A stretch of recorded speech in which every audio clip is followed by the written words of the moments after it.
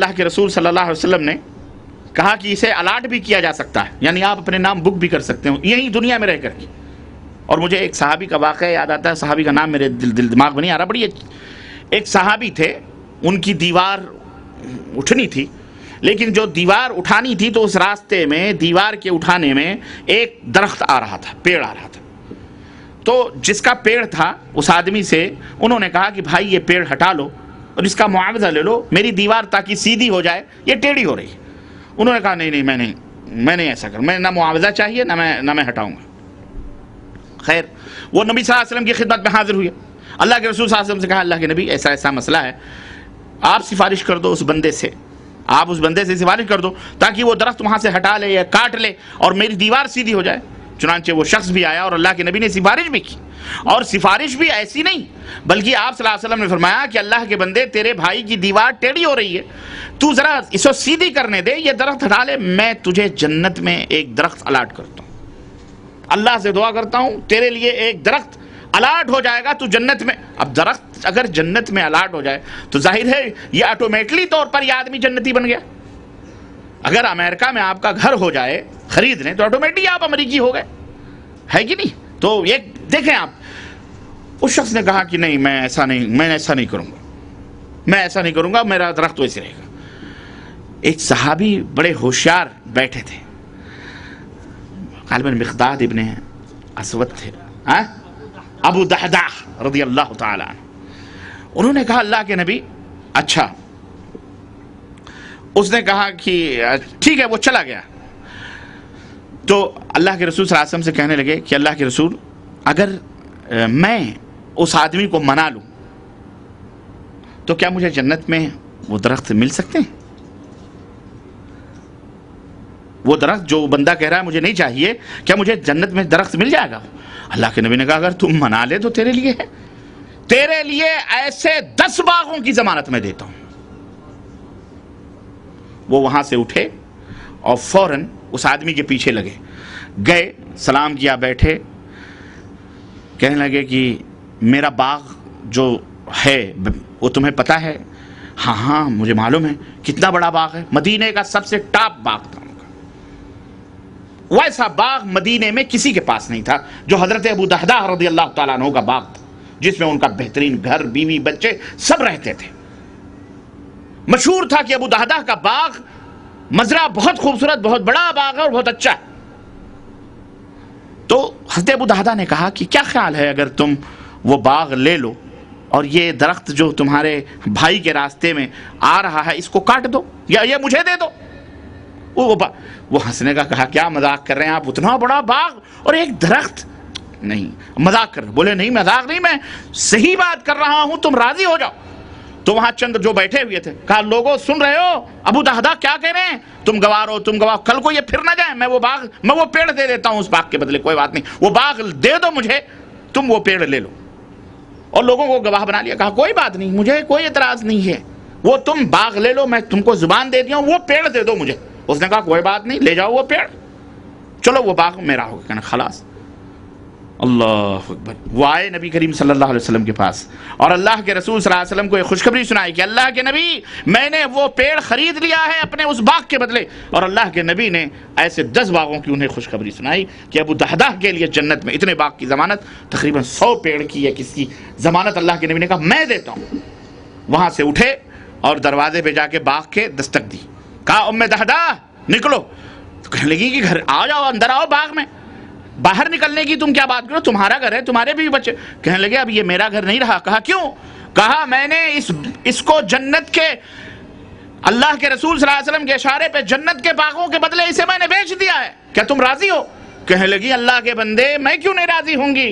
کہا تو پھر اب ہمارا حق اس باغ میں داخل ہونے کا نہیں ہے، بال بچوں کو نکالو، سامان وامان لے کے نکلو، چلو یہ فلانے کا ہے۔ احتیاط کا بھی عالم یہ تھا کہ وہاں سے اپنی بیوی بچوں کو لے کے نکل آئے۔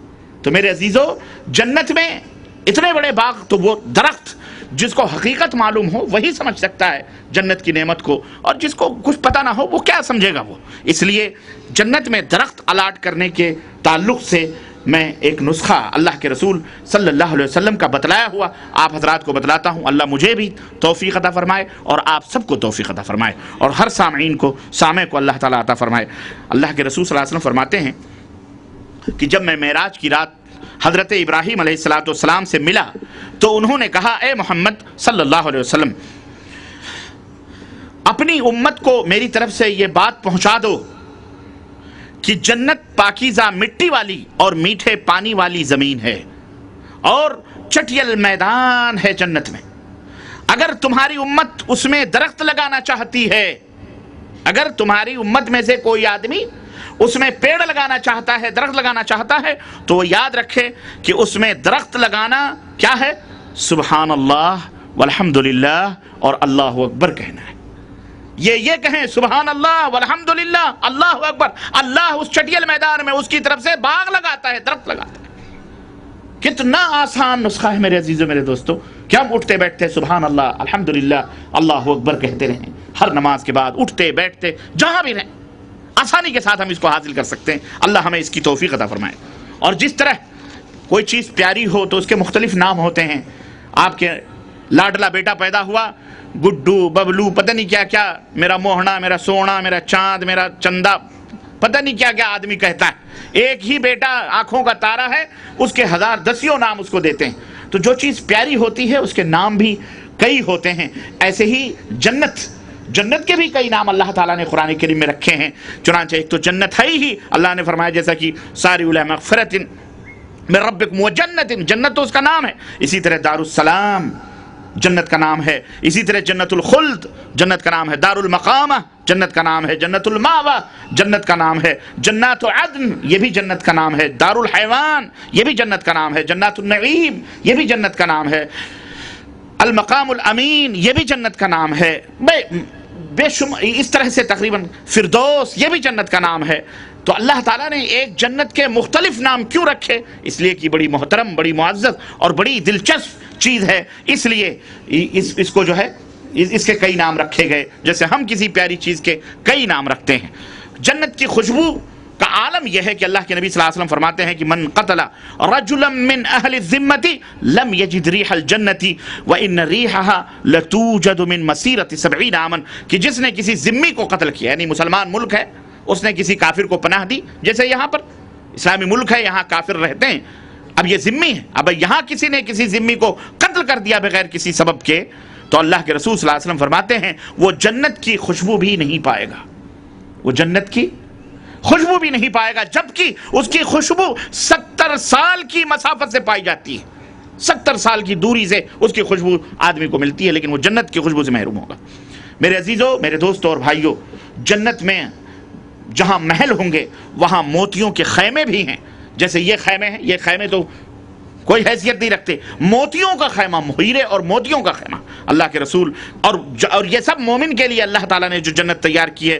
خیمے کے اندر سے موتیاں کھدی ہوئی ہوں گی، اور اس کی لمبائی جو ہوگی، ایک خیمے کی لمبائی اللہ کے نبی صلی اللہ علیہ وسلم نے فرمایا 60 میل ہوگی. کتنے میل؟ اب تو ہم تو 60 بائی 60 گھر کے بھی مالک نہیں ہیں اس دنیا کے اندر، لیکن وہ وہاں جہاں ہمیشہ رہنا ہے، جو مومن کو ملنے والی ہے جنت، 60 میل ہوگی. اس میں مومن کے گھر والے ہوں گے، اور وہ مومن ان گھر والوں پر چکر لگاتا رہے گا، مگر یہ گھر والے ایک دوسرے کو نہ دیکھ سکیں گے. مومن سب کو دیکھے گا، یہاں ایک بیوی ہے، وہاں ایک بیوی ہے، وہاں ایک بیوی ہے، وہاں ایک بیوی. 60 میل وہ یہاں جائے گا، وہاں جائے گا، وہاں جائے گا.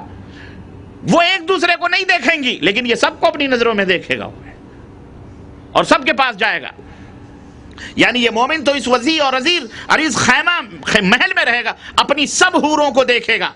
کوئی حور وہاں بیٹھی ہے، کوئی وہاں بیٹھی ہے، کوئی محل کے وہاں چہل قدمی کر رہی ہے، کوئی خیمے کے اس باغوں میں گھوم رہی ہے. یہ بیٹھ کے سب کو دیکھے گا، لیکن اس کو وہی دیکھے گی جس کے پاس یہ رہے گا.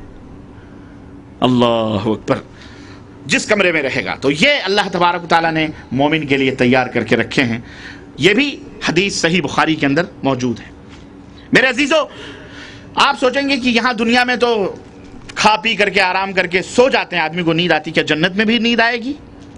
اللہ کے رسول صلی اللہ علیہ وسلم سے سنتے ہیں، سیدنا جابر اور عبداللہ ابن ابی عوفہ سے مروی ہے کہ رسول اللہ صلی اللہ علیہ وسلم نے فرمایا کہ النوم اخو الموت، النوم اخو الموت ولا ينام اہل الجنہ، کہ نوم یعنی سونا یہ موت کی بہن ہے۔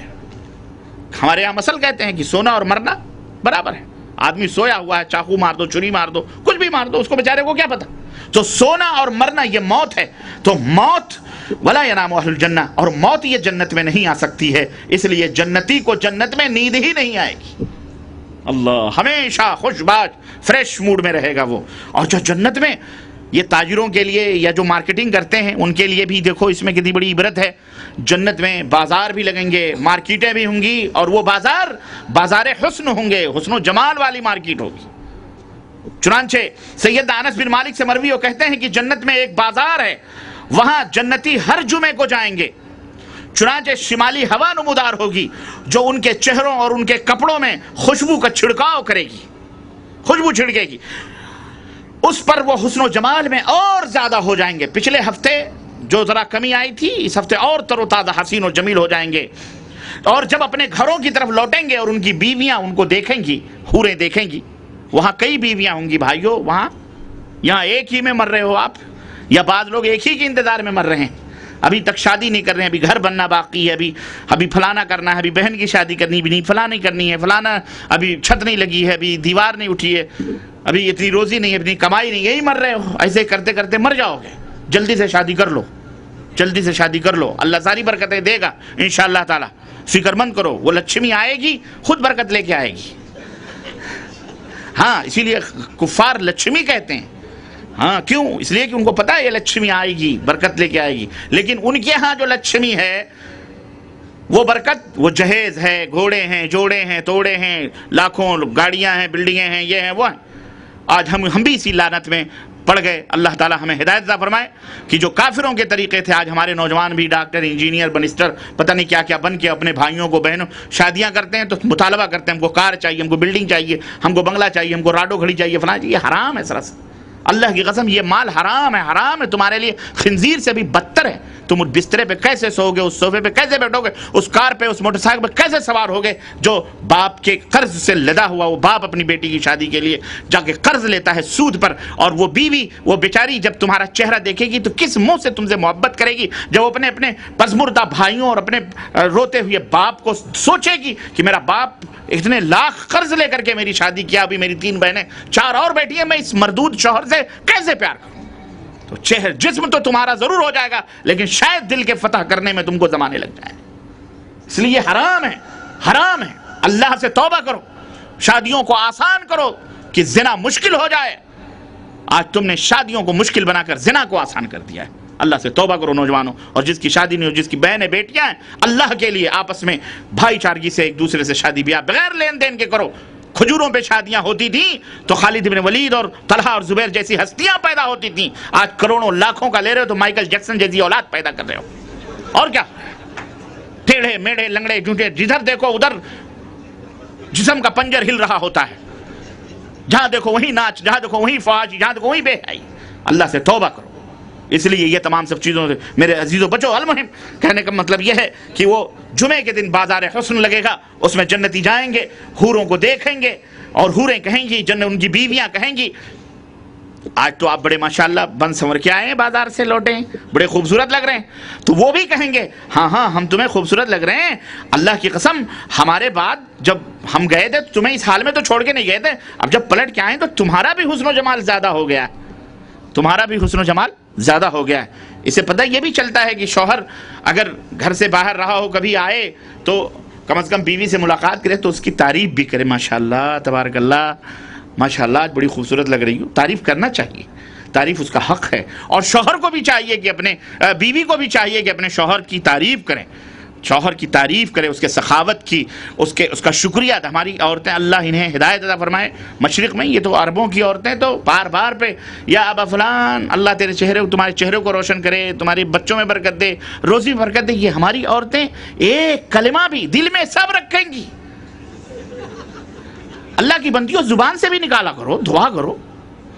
وہ اظہار کب ہوتا ہے؟ جب وہ کہتا میں دوسری شادی کروں گا، تب ساری محبت امٹ کے آ جاتی ہے، ساری محبت امٹ کے آ جاتی ہے۔ اللہ کے بندو ساری محبت، وہاں کیا فائدہ؟ اب تو وہ تمہاری اس خاموشی سے سوچ لیا کہ تمہارے دل میں اس کی محبت ہی نہیں ہے۔ وہ جو چاہتا ہے اس کی تعریف کرو، شوہر کی